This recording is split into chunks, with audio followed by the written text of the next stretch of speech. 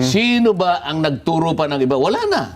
Opo, yung mag-asawang Diskaya lang. Ang kapalit lang nun, yung inihingi nilang maproteksyonan sila, karapat-dapat naman dahil sa mapapapanganib ang buhay nila. Totoo. Di ba maintindihan yun? At palagi nilang sinasabi, hindi po. Hindi ko sila pinoproteksyonan.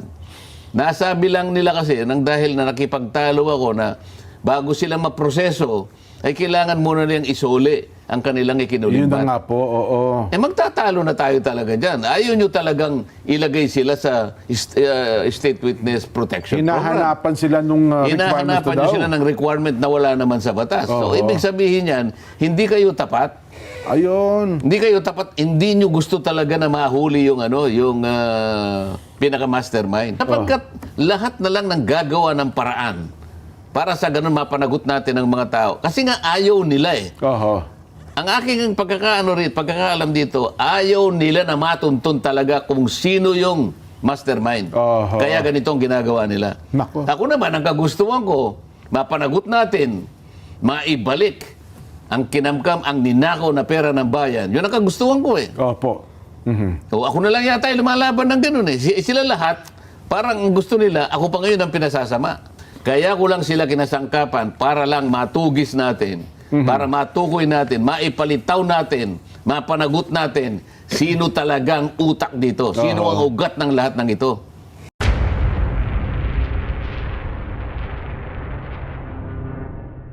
Well, Nelson, alam ko marami kang gusto itanong dyan sa ombudsman eh.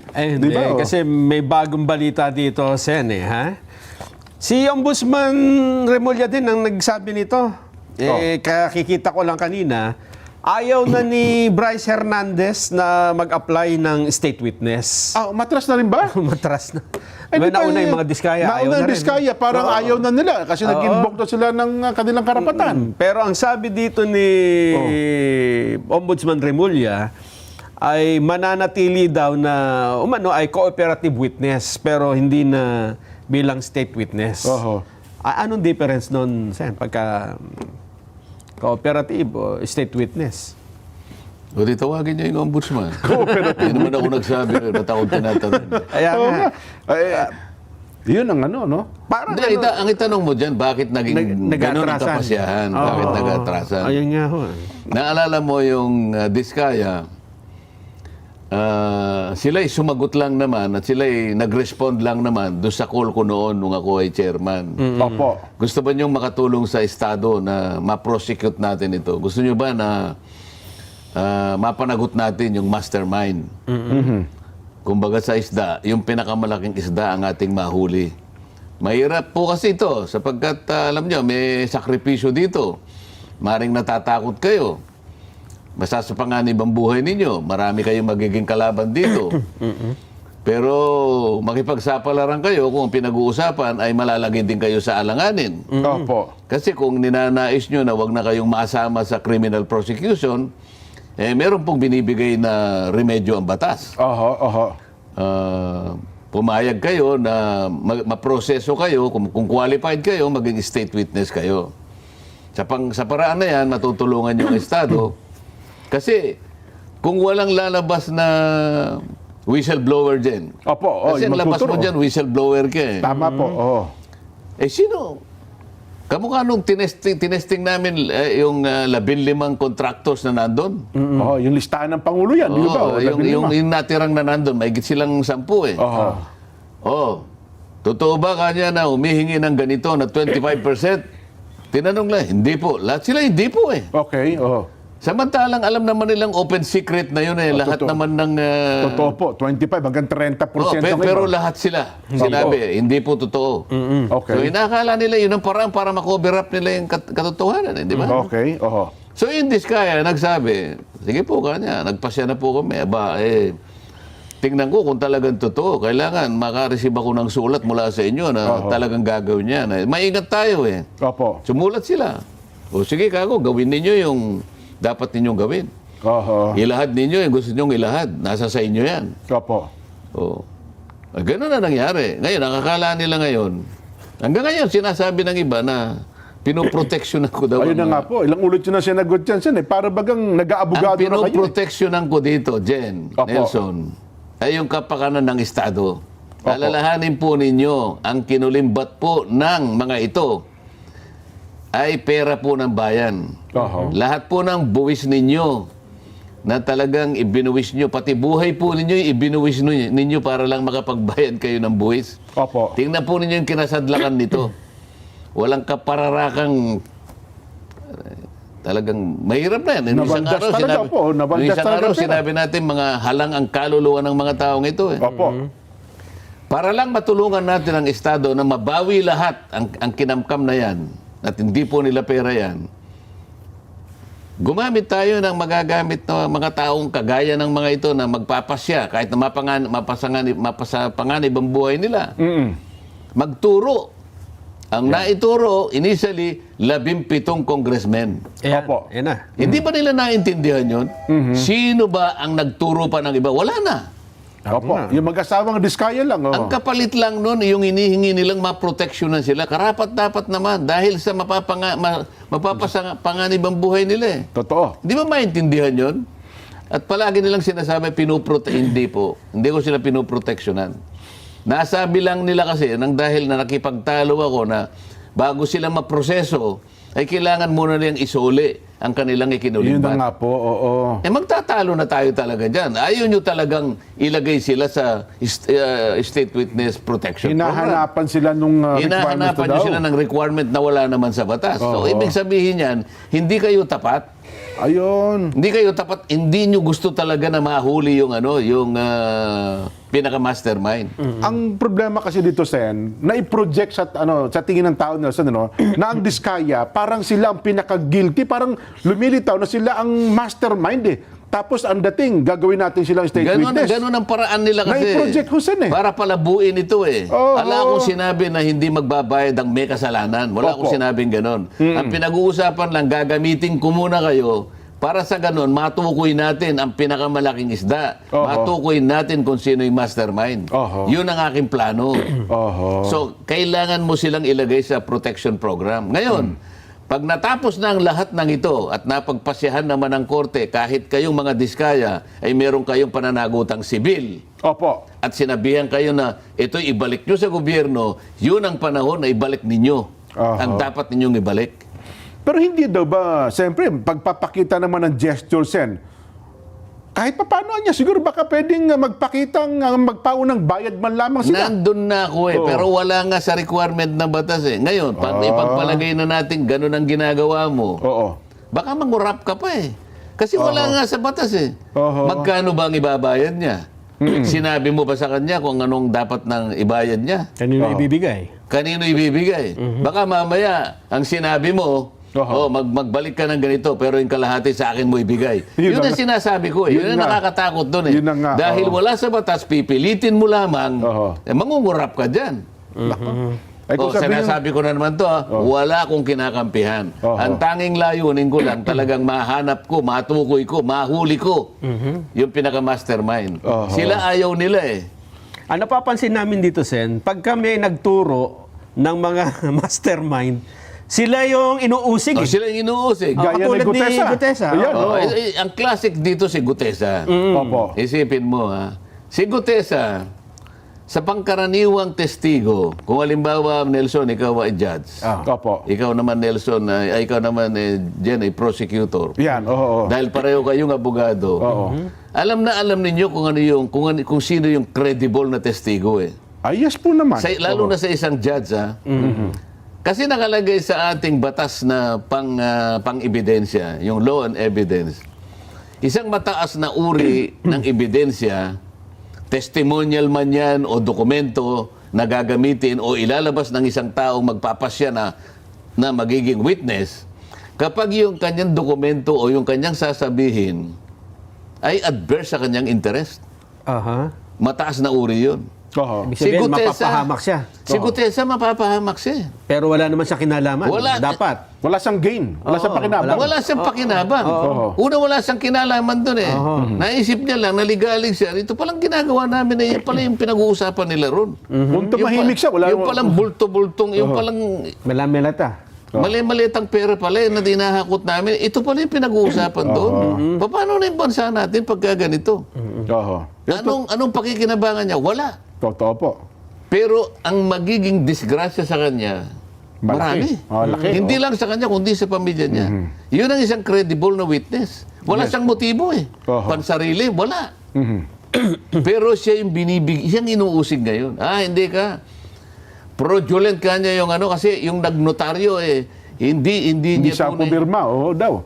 Hinahanapan ho ng butas, isa ngayon ang inuusig. Diyan mahalata mo na yan. Kahit saan po kayo pumunta na mataong lugar, lalong-lalo na po sa mga syudad na pinapaligiran ng mga city hall, nandyan po nakapaligid ang mga notaryo publiko. Opo, kahit saan yan. Naging cottage industry na po yan. Magpanotaryo ka dyan, nagpapaligsahan pa sila eh. Meron pa silang Tagatawag. notaryo. May nakalagay pang paske. Totoo po yan. Notary Public 24/7. Walang tulugan to. Pupunta ka roon. Saka gusto mong makapag-notaryo ka. Kung meron siyang maliit na bintana roon, lahat ng papeles mo, iaabot mo sa kanya. Pagkatapos niyang pag-i-stampan lahat, pipirma niya ganyan, sisingilan ka ng kaukulang bayad. At saka niya iaabot sa'yo. Ikaw ba na nagpanotaryo? Tatanungin mo ba sa kanya? No. Gusto ko pong makita kung kayo po talagang pumirma nito. Nasaan po ba si attorney? Gusto ko po, attorney, kung kayo po, yung pumirma po kayo uli para malaman kung pirmahon nyo talaga ito. Meron bang gumagawa ng ganyan? Mukhang wala. Pagkatapos ito ang gagawin ng mga kasama ko sa Blue Ribbon Committee? Nako. Lalong-lalo na yung pumalit sa akin. Pero saan may mga nagtatanong, kung halimbawa daw bang ipatawag uli itong si Gutesa, kasi para akala na matapos ng pagdinig nung siya'y humarap, biglang nawala. Wala na raw nakakala kung saan siya naroon. Kasi ako naman, ang katwiran ko, kasi wala namang pagdinig at hindi naman siya ulit ipapatawag. Pero kung sabay ipatatawag, may garantiya bang babalik itong si Gutesa, Sen? Basta wag lang nilang takutin kasi ngayon may nagsasabi na meron daw siyang 5 milyon na nakapatong sa kanyang ulo kaya grabe tatago yung tao. Yun nga yung sinasabi mo kanina, Nelson. Lahat ng gustong tumistigo dahil sa ang pinagsasabi na nito ay patungkol na dun sa mga talagang nakikita nating mastermind talaga. Opo. Gagawa ng paraan.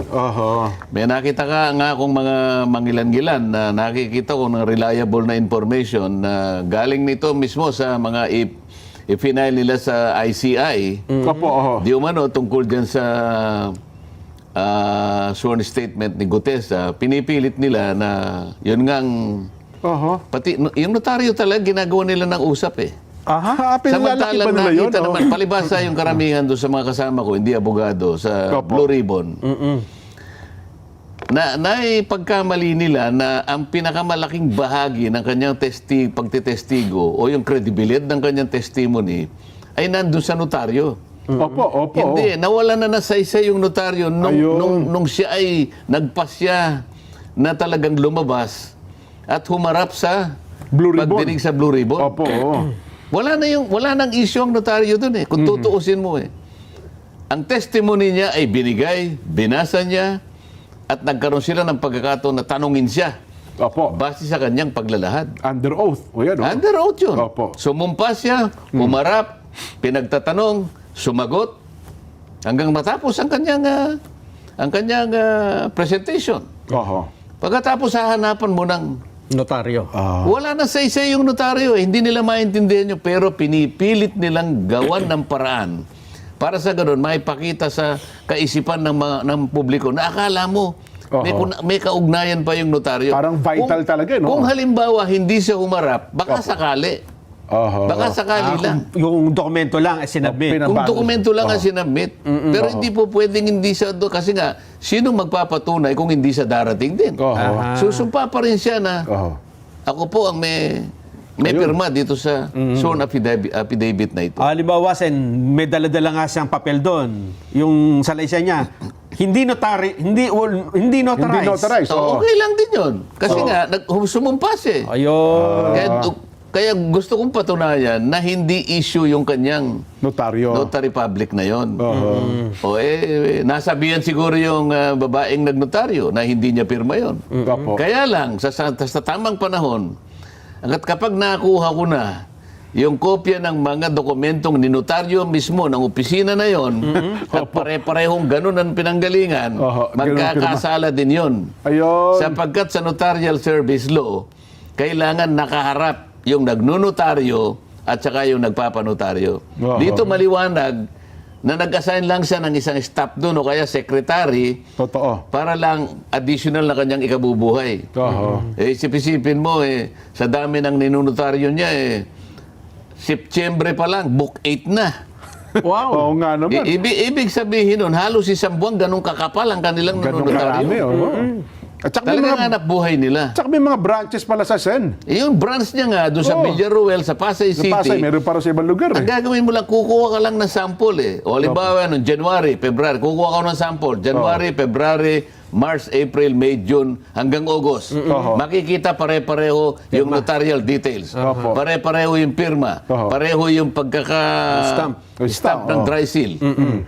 Sasabihin niya ngayon na hindi mo nga talaga pirma, pero meron kang pinayagan, Oho. isang taong pinagtitiwalaan mo na pumirma para sa'yo. Meron siyang Para imprimatur. kumita ka. May imprimatur siya, Sen. Ano? Oo. Inatasan niya yung tao. Baka akala niya kung mo dininay niya yung kanyang wala na siyang sabit doon. Nako. Pinayagan mo Pinayagan mo na magpanotaryo ang mga tao dito, may inassign kang isang staff at siyang pumipirma para sa'yo. Oho. Hindi nga ikaw may pirma, kaya lang ang pagpapatunay na binigyan mo siya ng karapatan na pumirma para sa'yo, kasalanan mo yun. Yun. At huwag mong bibigyan ng sala yung taong nagpapirma Oho. at nagpanotaryo. At pinalalaki pa na ng gusto, Sen. Bagamat ito, nasagot nyo na nga dati, nung may nalagpasan daw ng ilang paragraph, itong si Gutierrez, ikino-coach nyo pa raw niya. Mukhang... Ginawa ng usap, pati yung Jarius Bondok dyan sa dati mga ginagalang kong mga kolumnista, pati ba naman yun hindi nyo maintindihan? Sinasabi ko na nga, Oho. 4 kaming merong kopya noon. Opo. 4 lang ang binigay niyang kopya. Siguro, kukunti naman ang Na-Xerox nagawa niya niyang po. kopya. Oho. At yung hawak niya ay Xerox copy. Xerox copy. So, yung chairman ng Blue Ribbon, Senator Ping, Senate President Lacson, Soto. Opo. katabi ko doon ng panahon na yun ay si Senator Win, Opo. at ako. Habang binabasa niya yung kanyang deklarasyon, yung kanyang paglalahad, sinusundan namin. Opo. Sinusundan namin kasi gusto ko yung actual recording. Naku, kung ano-anong pinagsasabi ron. Oho. Na meron daw kasi siya sinasabing box. At sinabi ko raw, maliit. Wala ko sinabing ganun Sabi ko, basahin mo, huwag kang nagmamadali, basahin mo, may nalalaktawan kang isang linya. Dalawa, isang linya. Oho. O di sana, kung mali yung aking ginawa na yon, di sana sinabihan ako ni Senator Ping o kaya ni Senador tama naman nasusundan namin Oo. E di sana sinabi niya, ano sinasabi mong nalalaktawan? Binabasa na, wala siyang pare-parehas tayo ng nalalaktawan. kopya, May nagsalita ba isa sa kanila? Wala. Oo. Alam din nila may nalaktawan siya Yung palang hawak niyang kopya, Sen, na Xerox copy, wala talaga doon sa original Putol-putol pala. putol po kanya. Kaya binigay ko na yung kopya ko para yun ang basahin niya. Oho. Sa kanya rin galing yun hindi naman sa akin Ang dating parang kino-coach nyo, binalalaktawan kayo, mukhang hindi ito yung kasama sa script. Parang ganun Kaya ang ako dating. sinasabi na kung sino man yung tao na gustong tumulong sa Estado para papanagutin ang mga mastermind, Opo. sila ang inuusig. Oho. Isip-isipin mo na sabihin ko na kinausap ko yung tao na yon dahil nagpa-session siya na kausapin ako Ayoko nga dahil may session kami. Sabi ko nga. So sa madaling panahon, pinuntahan ko kung talagang meron nga siyang hawak. Aba, nalaman ko ngayon na meron daw nagpapunta na ron, kinuha CCTV, kung talagang ako'y pumunta ron o ganyan-ganyan. Opo. O sabi ko, okay lang. At makikita ninyo kung anong oras akong pumunta at anong oras akong umalis. Ayun. Oho. Oh. Tingnan natin. So parang yun, pati sisilipin At nila. pati yung sisilipin nila sapagkat lahat na lang ng gagawa ng paraan para sa ganun mapanagot natin ang mga tao. Kasi nga ayaw nila Oho. Ang aking pagkakaalam dito, ayaw nila na matuntun talaga kung sino yung mastermind. Oho. Kaya ganito ang ginagawa nila. Nako. Ako naman, ang kagustuhan ko, mapanagot natin, maibalik ang kinamkam, ang ninakaw na pera ng bayan. Yun ang kagustuhan ko Opo. O ako na lang yata yung lumalaban ng ganun Sila lahat, parang gusto nila, ako pa ngayon ang pinasasama. Parang ayaw nilang matamaan kung sino yung... Halatang-halata mo naman ngayon, di ba? Oho. Oh. Nako. Pero doon sa, balikan ko yung punto na, so, tsaka sendo sa Diskaya, Well, hindi naman yan. Sabi natin, hindi restitution. Diba? Gaya ngayon, yung mga sasakyan natin ng Diskaya, ipasusubasta na. Kinuha naman nilang lahat, di ba? Opo. O ano diba? bang gusto nila ron? Hindi mo na pinakikialaman yun. Bahala na sila doon. Basta tao ang mini-maintain kong palagi. Kaya ko lang sila kinasangkapan para lang matugis natin, para matukoy natin, maipalitaw natin, mapanagot natin sino talagang utak dito, sino ang ugat ng lahat ng ito. Ngayon, kung ayaw pa niyong maniwala at kayo na gusto pang palitawin yung kaibayo, kabaligtaran na to, Opo. ang gusto niyo talaga, ang mahuli niyo puro sapsap na lang. O kaya pa lang kanilang mga pinagdidemanda ngayon, puro mga kawani lang ng DPWH. DPWH, Wala silang ni isang politiko na dinimanda. Wala. Ayaw nila yun. Ako? Teka lang, doon sa... Wala ba lang, wala ho bang offer ng mga Diskaya? Sen, pakisabi mo nga sa kanila, magbibigay na lang kami kahit 1 bilyon para lang matuloy na lang itong pagharap namin sa Senado kaya pagiging state witness. Wala ba silang offer na ganun man lamang sa... Hindi ko na katungkulan yun. Basta naiharap ko sila, Opo. inayawan sila sapagkat ayaw nga nilang matukoy yung bahala na sila. Ngayon, kung may paraan sila na matukoy talaga yung mastermind, Opo. sa akin palagay, hindi naman nila gagawin. Opo. Kasi lahat ng tumitestigo para matukoy lahat yon ay kanilang ginigipit, kanilang ginigisa, kanilang pinag-uusig. Wala silang hangarin na makita yung totoo. Ang hangarin nila ay mapagtakpan kung sino man ang may utak dyan. Saan merong isang post sa social media, no? Maganda lang ito, hindi ko na babanggitin yung isang abogado po ito. Maganda yun, yung kanyang, yung ating pinag-uusapan na may kinalaman dyan sa restitution. Sabi nung itong abogadong ito, pinipilit ni Senador Marcoleta ang posisyon niya na hindi raw pwedeng mag-impose ang DOJ na condition na restitution bago tanggapin ang mga Diskaya bilang state witness. Pero sabi niya, halatang hindi talaga nag-practice daw ng litigation si Senador Marcoleta. Ganito lang kasimple yan. Sa litigation ng abogado na humahawak ng kaso ay may full control sa presentation ng evidence. Siya ang nagde-decide kung anong ebidensya ang ipipresenta niya at kung sino ang magiging testigo niya. Walang sino mang pwedeng magdikta sa kanya, hindi korte, hindi senado, at hindi kahit sino. Kaya kung may lalapit sa isang abogado, sabing, attorney, gusto ko pong mag-witness sa kaso ninyo, may absolute discretion ng abogado na sabihin, hindi kita kailangan. At kung gusto niya, pwede rin niyang sabihin, sige, tatanggapin kita, pero magbayad ka muna ng utang mo sa client ko. Ganun daw po kasimple sa ng kanyang punto. Ano sasabihin natin dyan? Hindi. Parang gusto niya patunayan na bagamat wala yung restitution doon sa batas, may discretion pa rin daw po yung mga abogado na kung yun ang hinahanap ng Department of Justice. Ayan. Hindi nila naiintindihan ang matagal ko nang gustong ipaliwanag. Hindi madali para makatukoy ka ng malalaking isda. Opo. Walang magbo-volunteer sapagkat masasapanganib sila. Oho. Di ba? Paano ba natin ipaliliwanag sa napakasimpleng pananalita ito? Kung hindi ka gagamit ng whistleblower, Opo. wala kang makukuha. Walang magtuturo Walang magbo-volunteer.